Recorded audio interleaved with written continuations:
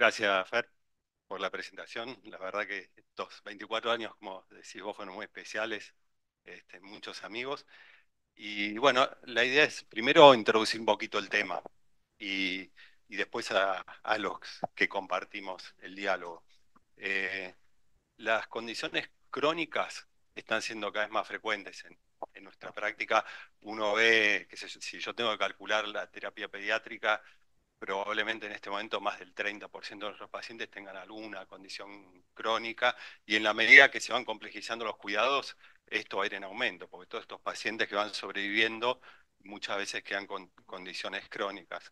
Uno de los desafíos de esta situación es primero recibirlos en el hospital, entender la integridad con la familia y después poderlo insertarlos nuevamente, que se puedan insertar en la casa, ¿no? Nuevamente y hacerlo bien. Así que la idea ahora es dialogar sobre esto y para eso, bueno, estamos con Corina Van Barenberg, que nos va, que es, bueno, ella es doctora en biología, pero y además es acompañante espiritual, pero la idea acá sobre todo es que es mamá de 6 chicos y mamá de Candelaria, así que nos va a contar un poco su experiencia. Y además, en la medida que ella fue cuidando a Candelaria y comprendiendo la situación, participó cada vez más en apoyar familias que están pasando por la misma situación. Y de hecho ahora está armando todo un grupo de voluntariado acá en el hospital. Y además va a estar David Verón, que David Verón es hematólogo pediátrico del hospital y fue médico, funcionó como uno de los médicos de cabecera de Candelaria. Y bueno, la idea es participar entre todos nosotros de una charla.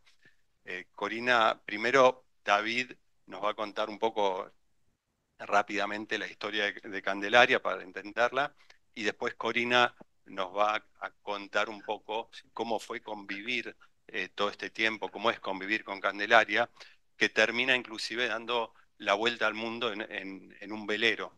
La familia durante la pandemia termina en un velero todos juntos dando la vuelta al mundo durante la cuarentena, una buena cuarentena.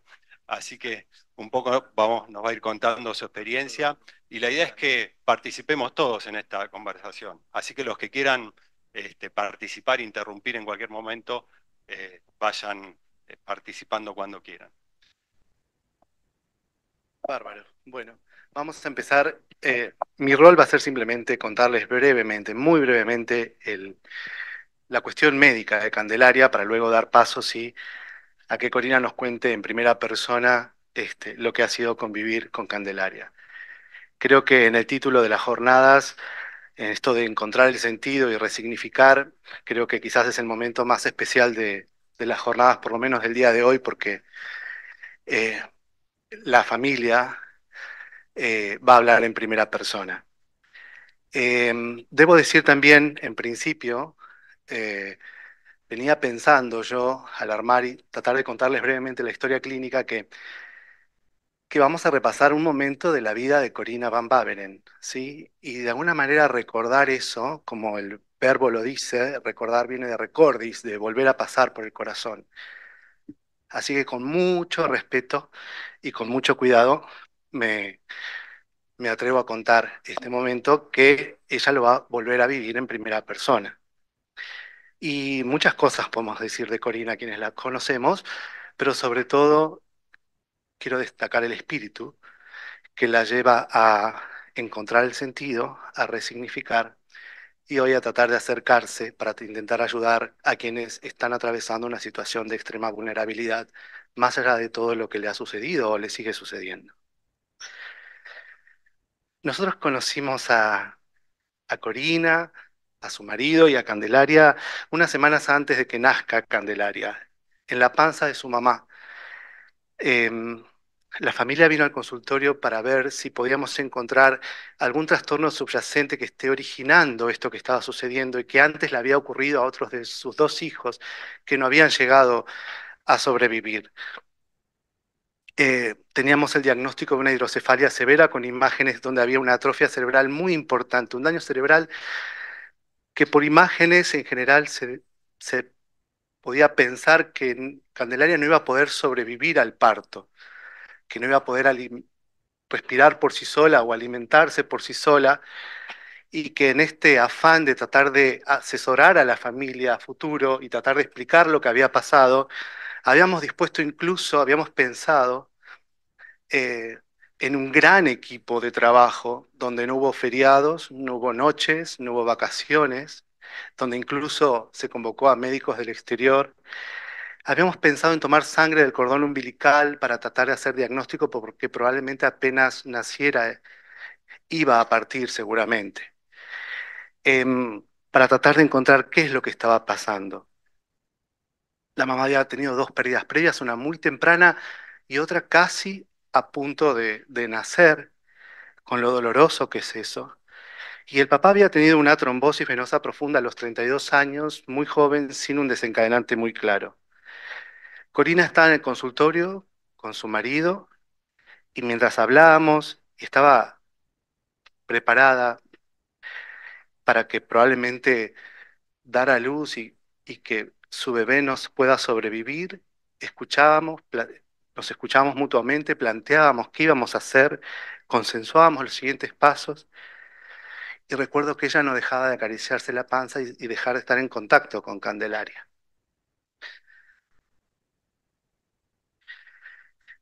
Habíamos programado todo, pero Candelaria decidió nacer cuando quiso.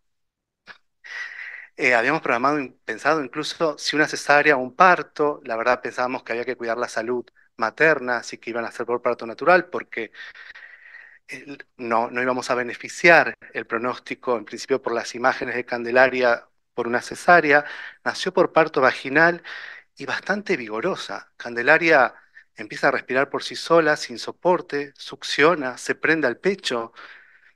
Candelaria nos estaba diciendo, hola, aquí estoy. Y es algo que aprendemos una vez más, ¿no? Que es muy difícil predecir el daño mirando neuroimágenes, ¿no? Y sobre todo la plasticidad, la neuroplasticidad de los niños.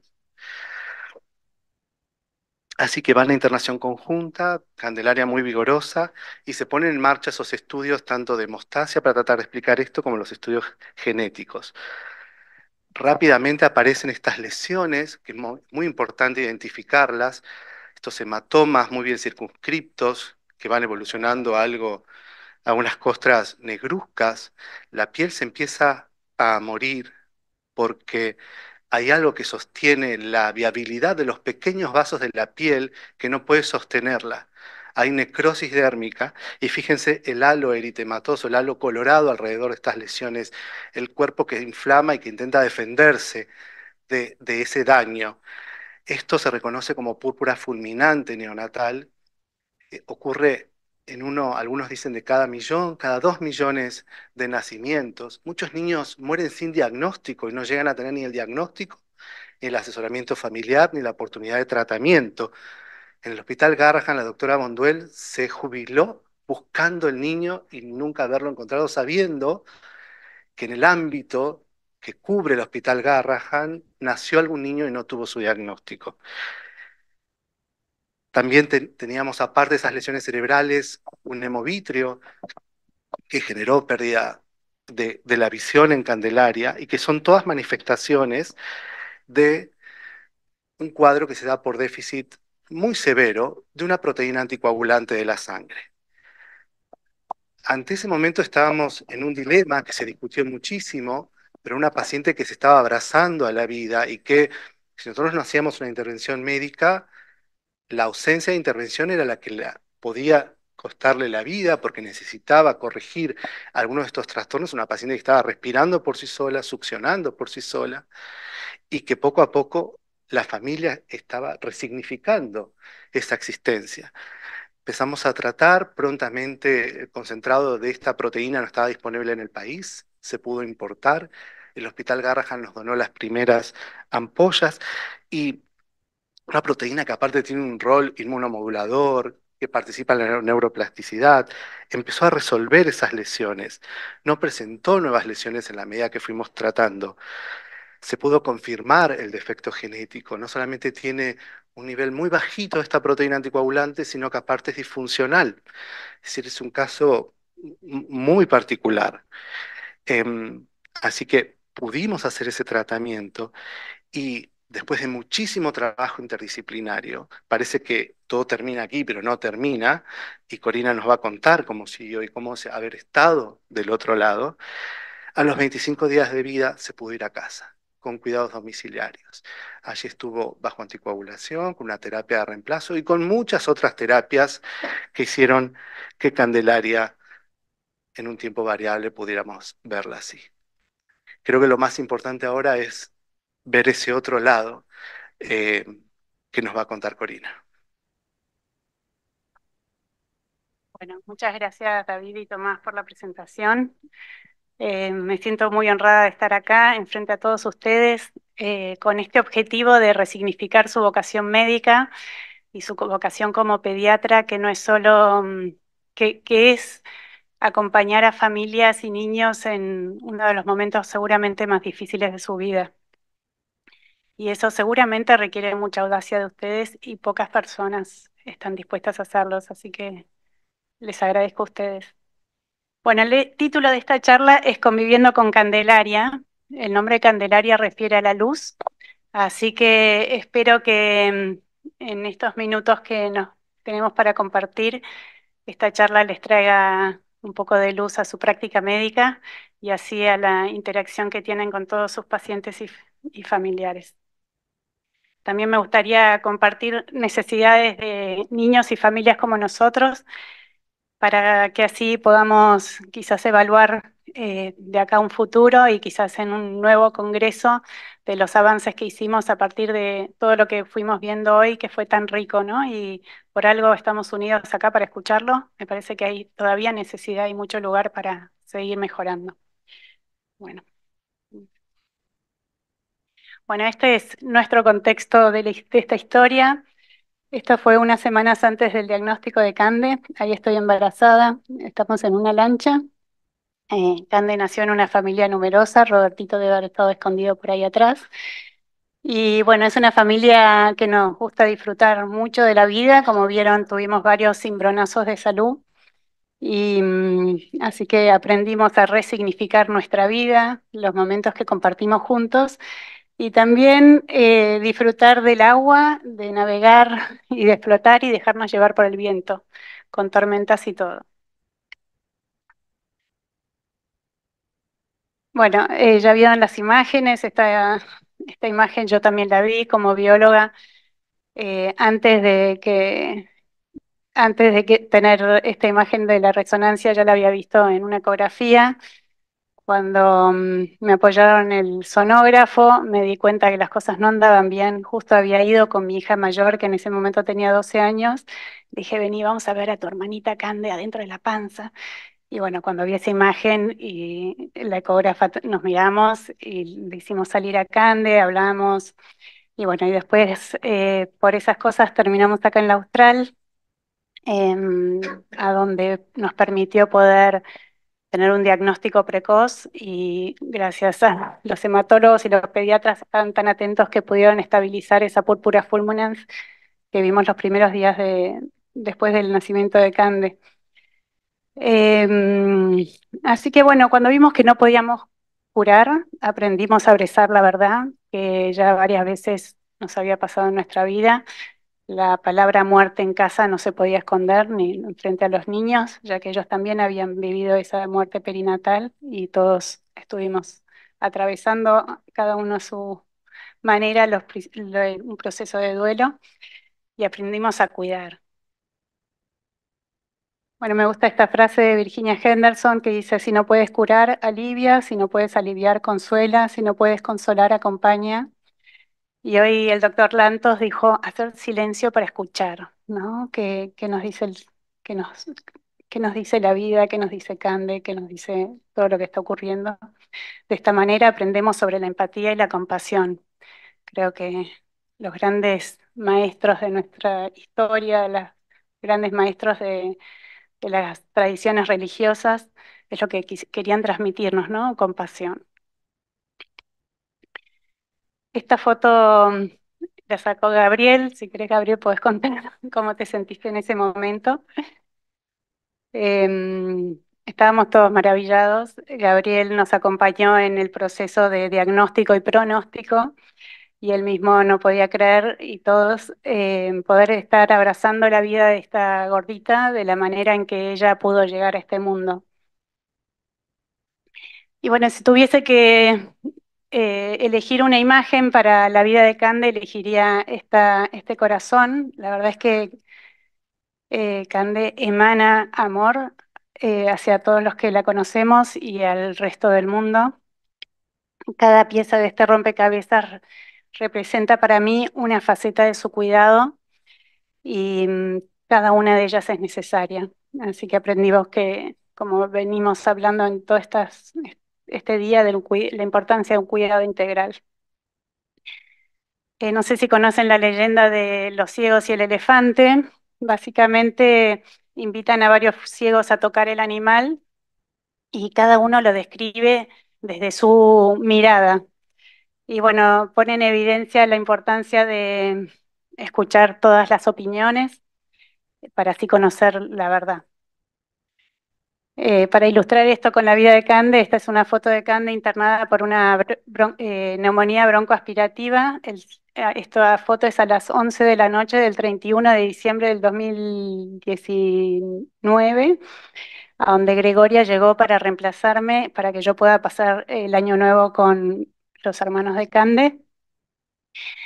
Y esta es 20 días después, cuando llegamos a casa, después de que le colocamos un botón gástrico y su salud mejoró enormemente.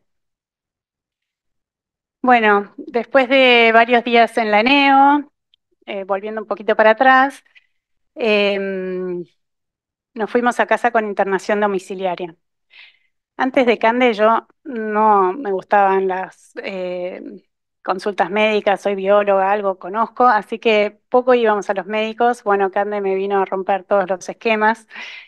Y bueno, así yo nunca me tiré en paracaídas, pero así es como me sentí cuando volvimos a casa con una gordita con tantas necesidades.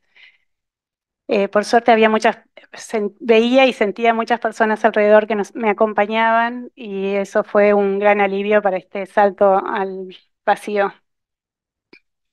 Tuvimos la suerte de que nos recomendaron a Betty, que ahí está leyéndole un cuento a Cande. Betty es una enfermera jubilada ya. En ese momento ya estaba en sus últimos años de práctica, donde toda su vida la dedicó al cuidado de niños internados. Y Betty no solo tiene una mirada sobre todas sus competencias médicas y el cuidado de la salud, sino una mirada holística sobre los niños, la importancia de la estimulación, del cuidado de la familia, de los hermanos. Así que ella solita me fue ayudando en este camino de una mamá especial que me llevaba a convertirme Cande. Ahí está Betty leyendo un libro, les cuento un ejemplo. Betty venía a ponerle la proteína C a Cande, se la teníamos que poner todos los días, ahora es cada 48 horas. Va a una vena central, requiere mucha esterilidad, pocas enfermeras a domicilio lo pueden hacer. Así que Betty venía todos los días y como ella es apasionada de la estimulación, mientras le ponía la proteína, le ponía distintas canciones, música. Entonces, un día le ponía Mozart, otro día le ponía cumbia y así. Y un día, varios años después, entré al cuarto de Cande y escucho un partido de fútbol. Le digo, Betty, ¿qué haces? Y me dice, no, porque ahora viene el mundial, así que ella tiene que empezar a escuchar todos estos sonidos que van a empezar a suceder en esta casa. Bueno, esa es Betty. Betty me enseñó a ponerle la proteína. Yo le decía, yo quiero aprender porque un día vos estás enferma y yo tengo que poder ponerle la proteína a Cande, si no, ¿quién se la pone? Tendría que salir corriendo a un hospital. Así que, así que bueno, aprendí a ponerle la proteína, me enseñó a ponerle la sonda nasogástrica que me ayudó a no salir corriendo en el medio de la noche, a volver a colocársela. Y también me ayudó a enseñarle, por ejemplo, a Ruth, que Ruth llegó a casa a ayudarme con la limpieza cuando Candace tenía 5 meses. Y Ruth le encanta aprender cosas y también aprendió a ponerle la proteína y durante los 15 meses que navegamos alrededor del mundo, ahí está Ruth en el barco poniéndole la proteína en toda esterilidad.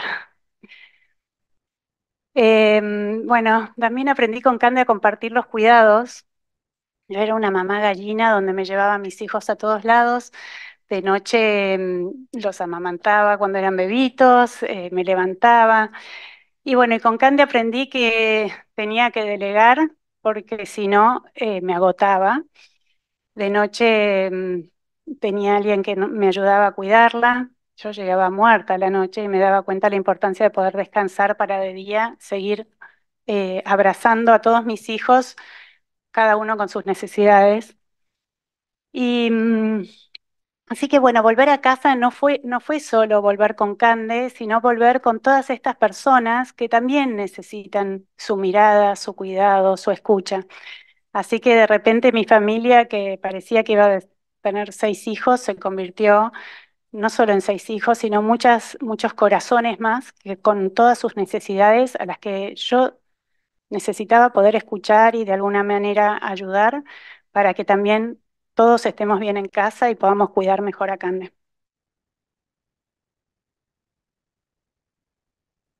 Bueno, y aprendimos a comunicarnos. Al principio era cómo vamos a entender a esta gordita que no va a poder hablar. Cande no habla, no ve y se mueve poquito.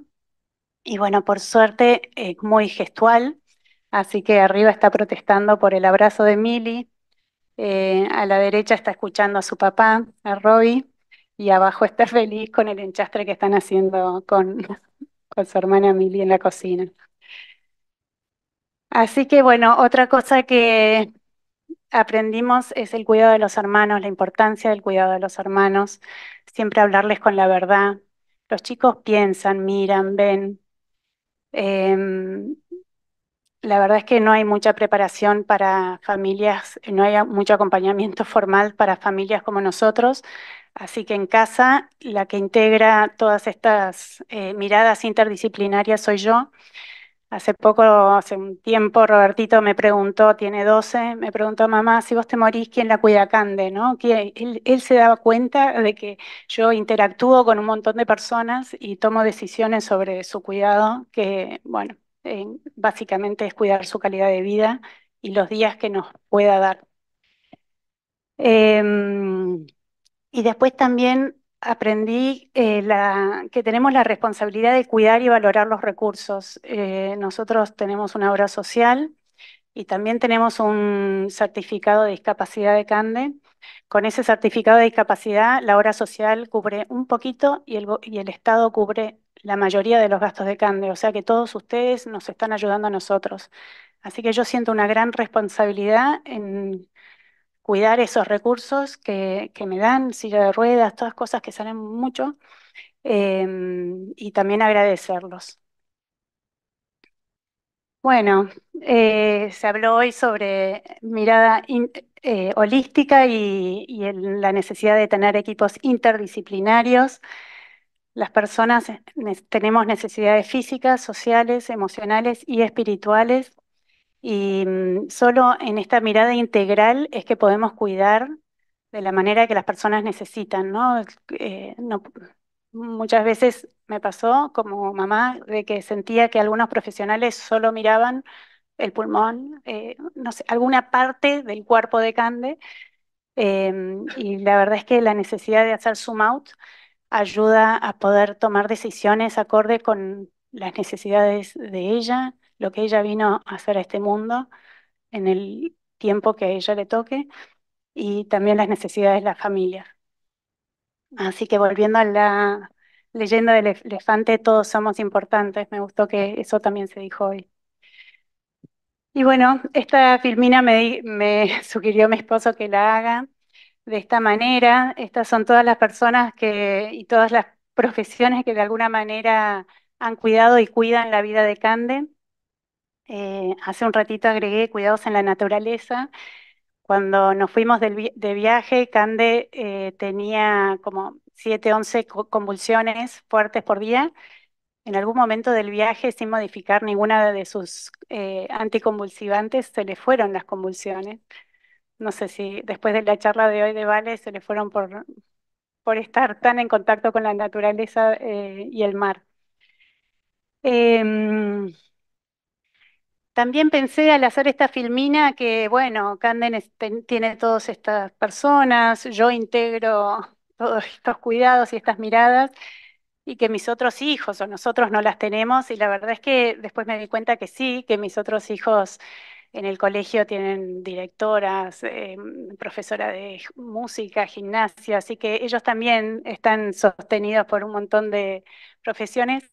La única diferencia, creo, es que hay muchos colegios para chicos que están dentro de lo normal y eh, no hay apoyo o mirada o sí, soporte para familias y niños con estas necesidades, ¿no? Así que eso es algo para tener en cuenta a futuro.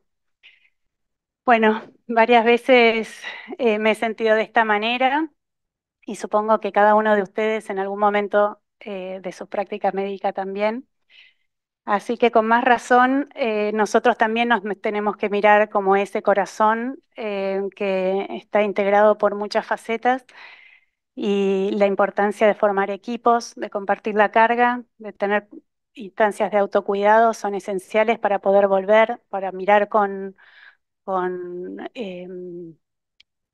con esta mirada a la calidad de vida y a lo importante. Mi esposo me dijo que él siente la vida con Cande como en una montaña rusa, así que fui a internet y busqué montaña rusa y apareció esta imagen que me encantó. Bueno, probablemente nuestra vida con Cande tenga más vueltas y caídas libres que lo normal de las personas. Hay gente que elige las montañas rusas más desafiantes. No soy yo, pero bueno, lo que me gustó de esta imagen es la imagen del carrito sostenido en unos andenes. Y bueno, y si tengo que pensar en la parte espiritual de lo que aprendí con la vida de Cande, es que siempre me sentí así, como en algún punto en todo este vértigo y sub y bajas de salud y de pronósticos. En varias ocasiones sentí como momentos de conexión que me llevó a esta sensación de que estamos siendo llevados, conducidos y anclados en algo que estamos sostenidos. Y sé que esto mucho se basa en el amor y que va a continuar a pesar de que en algún momento nos vamos a tener que despedir. Este es el recorrido que hicimos en el viaje y para ilustrar esto que les acabo de decir, les cuento una anécdota. Eh, Cuando nos faltaban, salimos de Estados Unidos y bueno, fuimos hacia el Caribe, cruzamos el Canal de Panamá y cuando nos faltaban 1000 millas, 5 días de las 30.000 que habíamos hecho, Cande empezó con una diarrea que le estaba el pañal y seguía saliendo. Así que le dije a mi esposo, mira, 5 días más así no lo veo bien. Así que se puso en la computadora a buscar a un centro médico o un aeropuerto para ver qué podíamos hacer. Y teníamos la duda de ir a una isla chiquita de Turks and Caicos, que se llama Grand Turk, o otra más grande, pero llegábamos más de noche, una a las 4 horas, la otra de noche que tenía un hospital, era una ciudad más grande. Así que le dije, bueno, mira, vamos al de las 4 horas. Los reviews del hospital de esa isla decían no vaya, pero bueno, una vía y un suerito le iban a poder poner para por lo menos hidratarla y ver qué hacíamos. Y cuando llegamos a las 5 de la tarde, ya no estaban las enfermeras de guardia, le pusieron la vía, la estabilizaron y la enfermera me dice, voy a llamar a la pediatra para decirles que están acá, voy a ver si viene. Y llegó la pediatra y abrió así con una sonrisa abajo de su barbijo y me dice, hola, soy Flor Sánchez, soy argentina.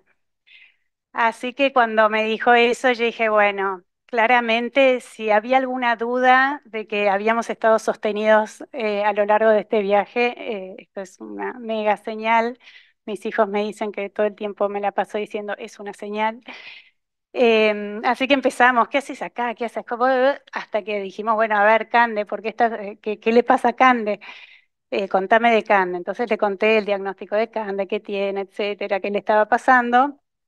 Y justo antes había hablado con David que me dijo, entregate a los médicos, ellos la van a ver y te van a asesorar bien. Así que le cuento y me dice, Cande, ¿tiene deficiencia en proteína C? ¿En qué hospital nació? En el Austral, en Buenos Aires. Me dice, ay, yo me formé, hice toda mi carrera ahí y estoy acá hace 3 meses, vine acá para trabajar hace 3 meses nada más. Así que al toque le digo, ay, es paciente de Verón, acabo de estar hablando con David. Oh, David, ay, llamémoslo. Así que bueno, esta es Flor Sánchez, totalmente sorprendidas de lo que nos estaba pasando, de encontrarnos con Cande ahí, y esta foto circuló por todo el hospital y todos los que la conocían a Cande, con todo su diagnóstico y pronóstico, no podían creer que esta gordita estaba en esa isla con Flor Sánchez. Así que bueno, hablamos hoy de la búsqueda del sentido. Estas preguntas nos las hacemos los papás y quizás ustedes también en su práctica médica. Y bueno, hoy en la era de las redes sociales, yo también me la hago y no sé la respuesta a estas preguntas, hay veces que digo mejor ni me las hago, pero una de mis respuestas es que Cande es una, es una gran promotora de compasión y es una red social de compasión, ¿no? Es una gran maestra de la compasión. He visto como mamá de Cande, pues testigo de tantos gestos de compasión de tantas personas que nos rodean y no solo eso, que se empezaron a interconectar. Eh, por ejemplo, una señora que nos ayuda en casa con la limpieza, hace pocos días fue a un otorrino recomendado por la enfermera de Cande, que encima también la acompañó y le regalaron una jeringa con un antibiótico y la enfermera le dijo, yo te la aplico porque soy enfermera, así que bueno, esas cosas que Cande genera que van más allá de lo que yo puedo eh, también generar, ¿no? Y me sorprenden. Así que bueno, esta es la red social de Cande o una representación de ella. Espero que después de esta charla también se generen más redes de compasión a raíz de su vida. Em, bueno, y un ejemplo de esto es, mi suegro es barbudo y medio panzón, y el año pasado Sofi desde Sala de Juegos me dijo, ya tenemos lista la Navidad, pero bueno, nos falta todavía el Papá Noel. Yo pensé en mi suegro y dije, no voy a decir nada, le voy a preguntar, ¿te animarías? ¿Qué sé yo? Sí, sí, claro, yo tengo mi traje de Papá Noel, así que se vino con su bolsito, con juguetes que él envolvió al día de Navidad. Y así que ahí está mi suegro con todos los niños de la terapia. Y estaban todos los médicos sorprendidos de la naturalidad con que entraba a los cuartos, con que iba a la terapia intensiva. Y bueno, claramente este abuelo no era igual no lo hubiese podido hacer antes del nacimiento de Cande. Y este es el mensaje que me mandó eh, unas horas después de cuando volví a casa. Gracias, Cor, por encomendarme tan linda misión. Bueno, yo soy voluntaria en el hospital, como escucharon. Creo que si no hubiese sido por Cande no estaría acá. Como les dije, no me gustaban las consultas médicas. Así que con Cande aprendí a estar internada, a lo que son las necesidades de los pacientes, a lo que es vivir con un pronóstico, un diagnóstico de final de vida próximo. El año pasado empecé a acompañar pacientes en final de vida en adultos y hacia fin de año empecé a acompañar a algunos en pediatría. Y esta es una foto de anoche, que vinimos a traerle el último KFC a un gordito que tiene un diagnóstico de leucemia que no ha sido podido curar, que no han podido curar. Y todas mis hijas eligieron venir, no vivimos cerca del hospital, para traerle un ratito. Le dije, mira que vamos a llevarle, darle, sonreírle desde la puerta y nos vamos. Sí, sí, mamá, no importa. Estos niños están creciendo también con esta naturalidad, ¿no? De poder vivir estas realidades y acompañar estas realidades con sonrisas. Y yo creo que esto también lo genera Cande. Y bueno, no solo es para afuera, también es para adentro. Esto es una foto de esta mañana que abrí la puerta de la habitación de ella y ahí estaba la gorda aupa de Ivana, que pasaron toda la noche juntas mientras yo trataba de descansar para lo que me tocaba hoy. Y bueno, en el Zoom es esto, Cande no duerme muy bien, por eso necesitamos, no duerme nada bien, por eso necesitamos acompañamiento de noche. Y claramente Ivana no solo estaba cansada, sino también estaba tratando de no moverse para que Cande no se le despierte y cuidar su sueño. Bueno, esto es un ejemplo de la compasión llevado al máximo, a la máxima expresión para mí. Así que bueno, ¿cómo podemos mejorar? Hoy Kinko nos habló, ¿no? De la importancia de buscar los errores y las necesidades y toda la ventana que hay para mejorar. Por suerte hay un montón y, y nos hace poder estar acá y seguir queriendo aprender y hacer. Si todo estuviese hecho, no sería tan divertida la vida. Así que, bueno, lo más importante y creo que resume todo es aprender a acompañar, que se resume en escuchar, en informar y enseñar, ¿no? Todo lo que estuvimos hablando hoy. Enseñar me refiero a esto de formar a la familia y a los cuidadores en los cuidados de estos niños que la mayoría del tiempo ojalá que pasen en su casa.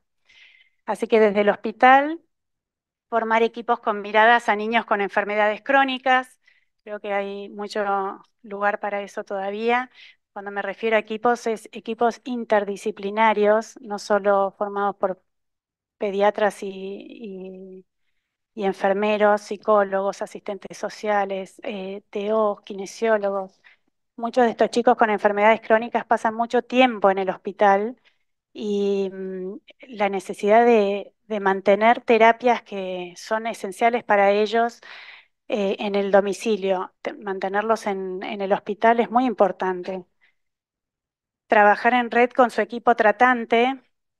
Hay miradas que yo veo que tienen los profesionales que vienen a casa, los terapeutas, que tienen sobre la vida de Cande, el enfoque que tenemos como familia, las necesidades de la familia, que cuando estamos internados los pediatras se pierden y qué importante poder escucharlos también, no solo a las familias y a los hermanos, sino también incorporar las miradas de estos terapeutas que quizás están mucho más tiempo acompañando y ojalá que estén mucho más tiempo acompañando que los profesionales de la salud en el hospital.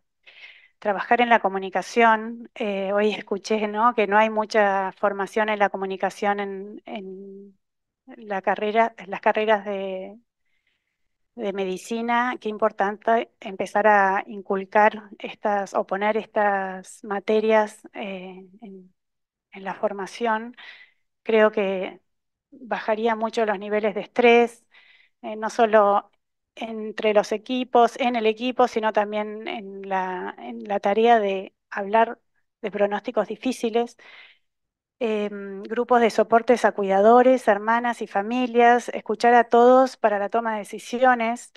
Hace poco escuché una historia de un médico que había acompañado a una familia 40 años con un hijo con una discapacidad severa.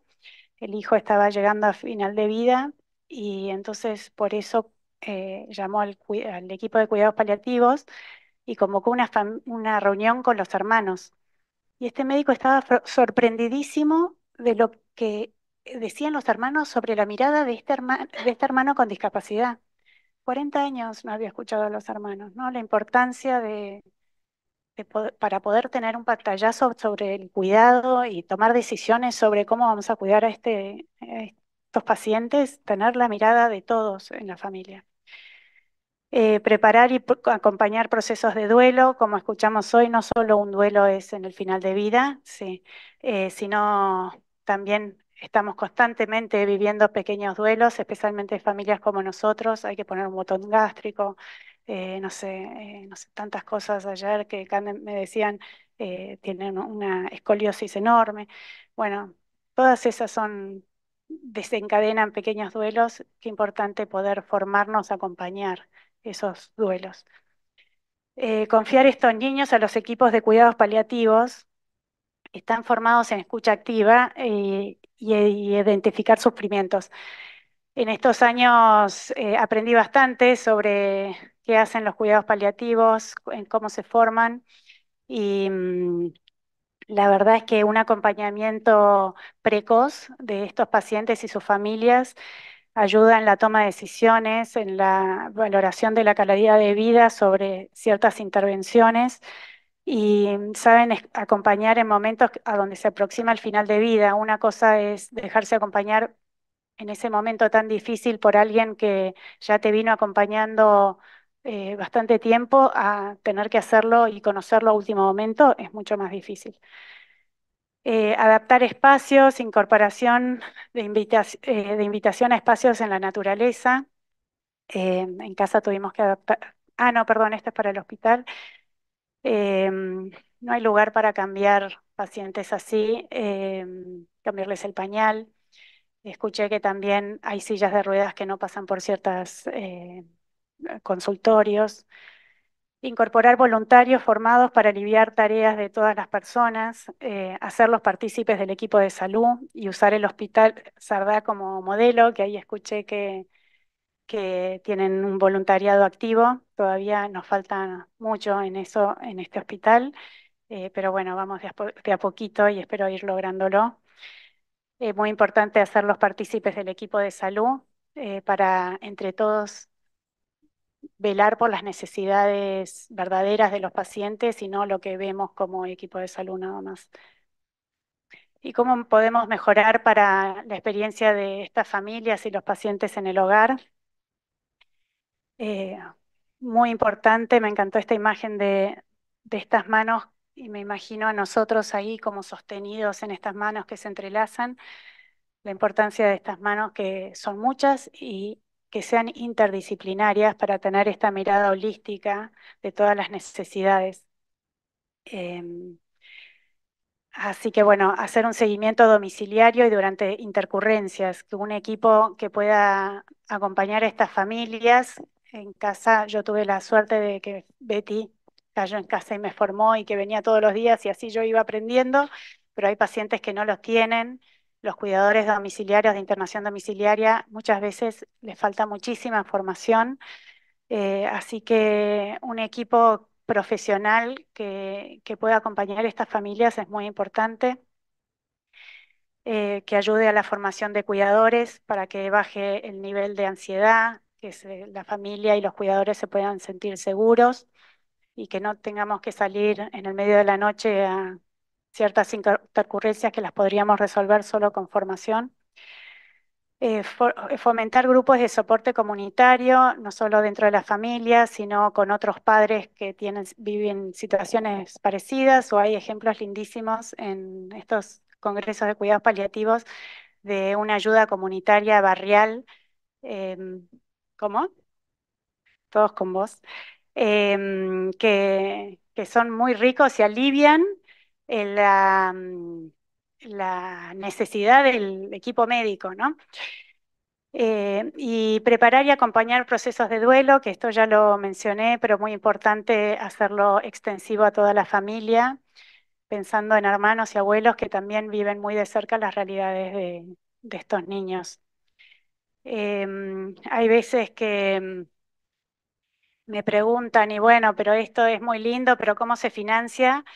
Y la verdad es que yo creo que todas estas prácticas bajan tanto la necesidad de intercurrencias, de hospitalizaciones, que solo eso lo hace sustentable para cualquier aporte de la salud, tanto pública como privada. Así que bueno, espero que se hayan respondido un poco estas preguntas. La vida de Cande tiene su misión. Espero que con esta charla haga honor a su nombre, que como les dije, refiere a la luz. Y bueno, muchas gracias por escuchar.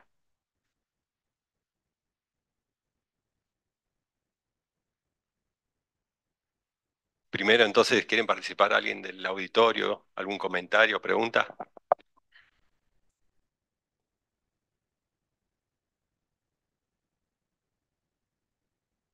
Bueno, la verdad que es muy emocionante escucharte, aunque conocía parte de tu historia, realmente, bueno, es muy impactante.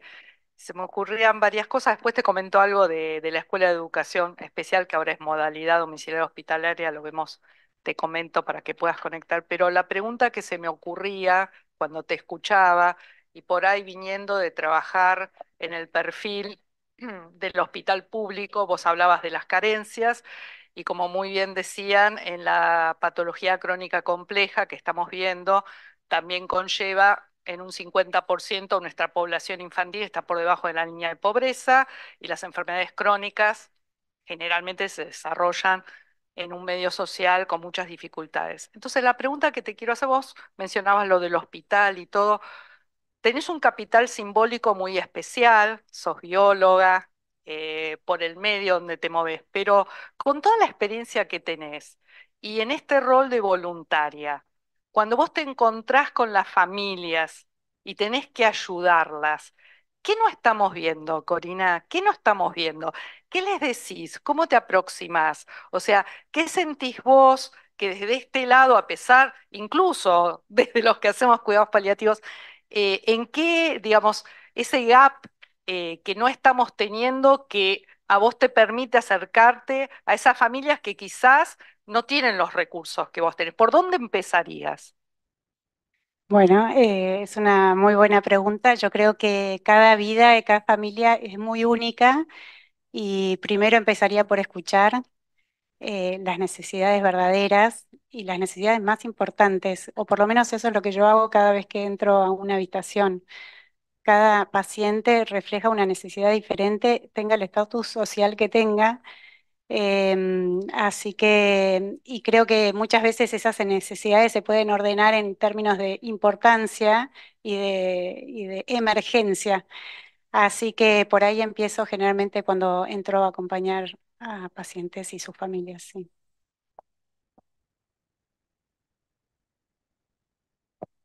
Algo que me parece importante, Ruth, es que hoy también se dijo que todos los corazones laten de la misma manera, ¿no? Entonces, creo que nos acercamos desde ese lado. Em, es cierto que el gran desafío en un país como el nuestro es que esto sea accesible a todos. Todavía, imagínate lo que nos falta a nosotros. Em, como dijiste, la mayor parte de los niños con este tipo de enfermedades o con enfermedades hemato-oncológicas están en países en vías de desarrollo y de medianos recursos. Digamos, los países del primer mundo concentran apenas el 20% de esos pacientes.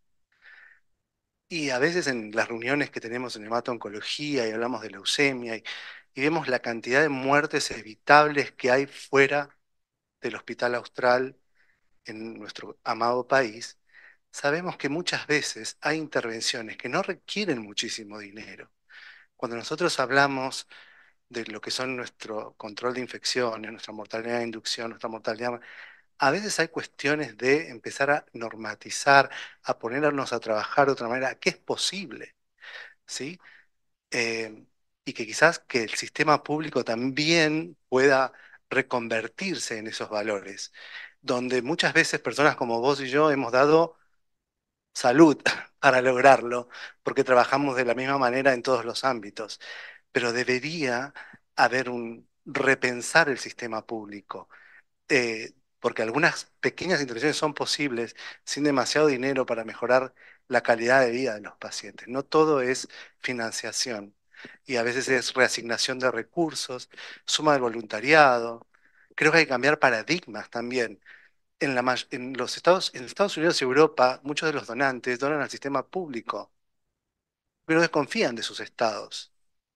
Y en países como los nuestros, quizás los donantes confían más en las instituciones privadas. Es decir, que tenemos que cambiar muchos paradigmas para que todo empiece a llegar y transformarse en el lugar también donde hay muchísimas necesidades.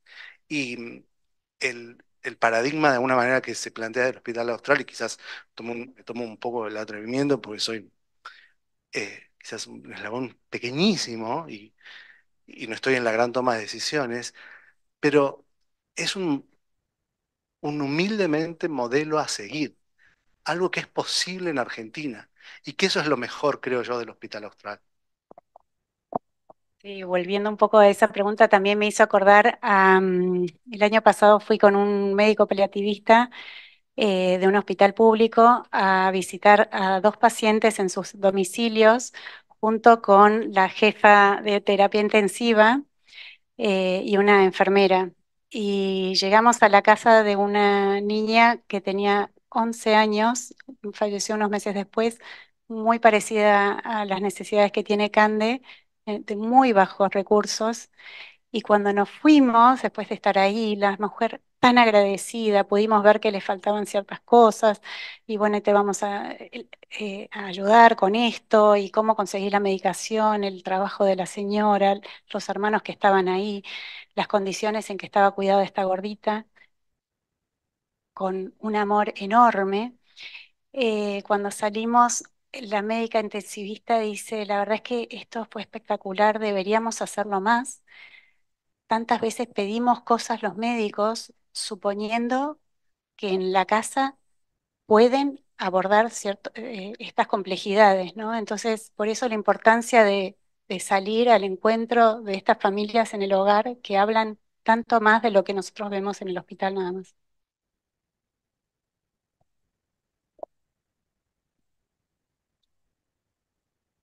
Yo Sí, soy voluntaria, ya fui mamá de pediatría de una enfermedad crónica, esas enfermedades raras, pero esa es para otro día.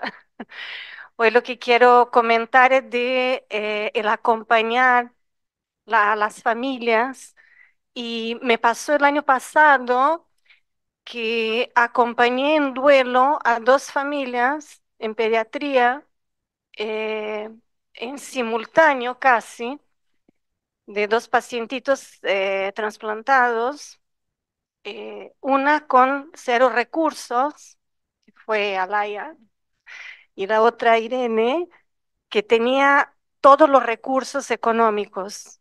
O sea, era como los recursos económicos eran totalmente opuestos, pero el dolor que tenían era el mismo.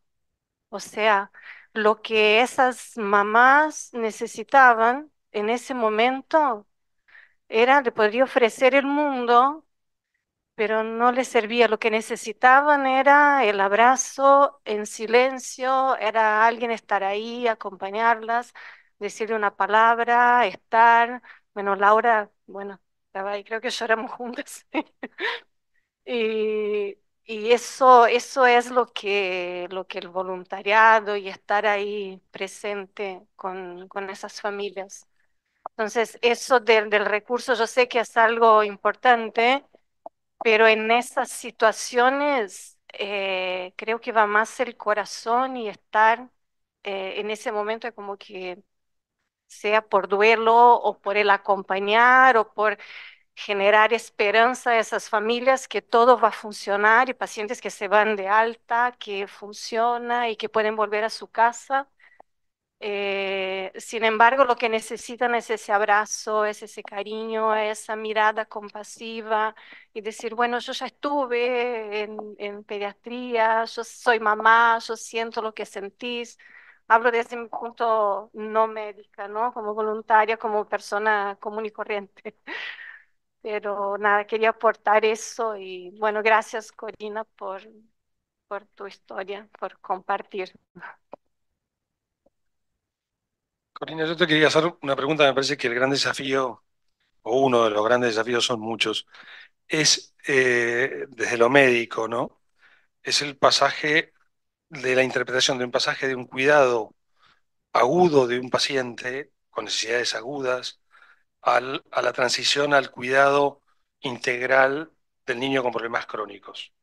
Esa transición que muchas veces los médicos que trabajamos en agudo o que estamos acostumbrados, a pesar de que siempre queremos, el concepto es curar cuando se puede, ayudar siempre, pero estamos tratando de curar en definitiva, eh, cambiar nuestro chip en un momento para pasar a una época de transición, insertar antes el cuidado integral o el cuidado paliativo y darle una visión de cuidado crónico diferente.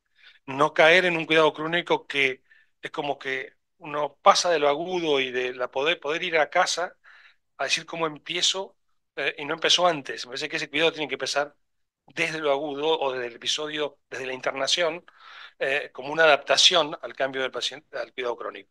No sé cuál es tu visión y en eso cómo nos puedes ayudar desde tu visión. Perfecta la pregunta. Cuando hablas de cuidado agudo, es como que la urgencia ahí es solo sostener la vida o curar lo físico, y creo que es darse cuenta que esa persona y esa familia que está acompañando tiene estas otras necesidades también, espiritual, social, y emocional. La importancia de no olvidarse de mirar todas esas facetas que están ocurriendo al mismo tiempo que está ocurriendo esta necesidad o urgencia médica física, ¿no? De que nos lleva a estar ocupándonos de lo agudo. Es muy importante que haya médicos eh, ocupándose de lo agudo.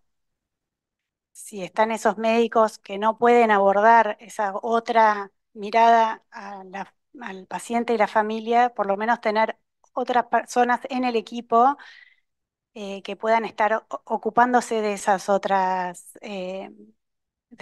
miradas. Por ejemplo, estuve internada con Cande en pediatría, no se puede dejar al niño solo. Un día tenía hambre y no podía dejar a Cande sola y no podía bajar a comprar comida porque no tenía nadie que me reemplace. Eh, Eso solo es mirar la necesidad de esa mamá, ¿no? Una vez estaba internada y mi abuela se estaba muriendo en UCIA. Em, es tratar de mirar así de lejos, cuando entro a la habitación, ¿cómo estás? ¿Cómo está la familia? ¿Cómo está? Contame cómo la mirás, cómo la ves. Em, Creo que no lleva muchos minutos, la verdad. Creo que hay un preconcepto de que eso lleva mucho tiempo.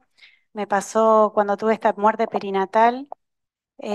Fui con este bebé que ya había fallecido al parto, y la partera me dijo, bueno, un momento, vamos a tomarnos unos minutos para hablar antes del parto. Entonces nos explicó lo que iba a ser un nacimiento silencioso, lo que iba a ser un posparto sin bebé en brazos, y por primera vez me enseñó lo que es un proceso de duelo, esas 5 etapas que explica Elizabeth Kubler-Ross. Y esos pocos minutos que llevó eso me ayudó en todo el proceso y me ayudó a transitar todo eso a pesar del dolor en paz. Así que no lleva mucho tiempo. Entonces, pasa que los pacientes nos dicen, no, pues doctor, yo me acuerdo aquella vez que usted me dijo esto. Y son 2 palabras o 3 palabras que fueron tan significativas. Entonces, qué bueno ser honestos todo el tiempo, respetuosos todo el tiempo y cuidadosos con las palabras y prestar atención a esto. Creo que la primera vez que los vi en internación les pregunté cómo estaban.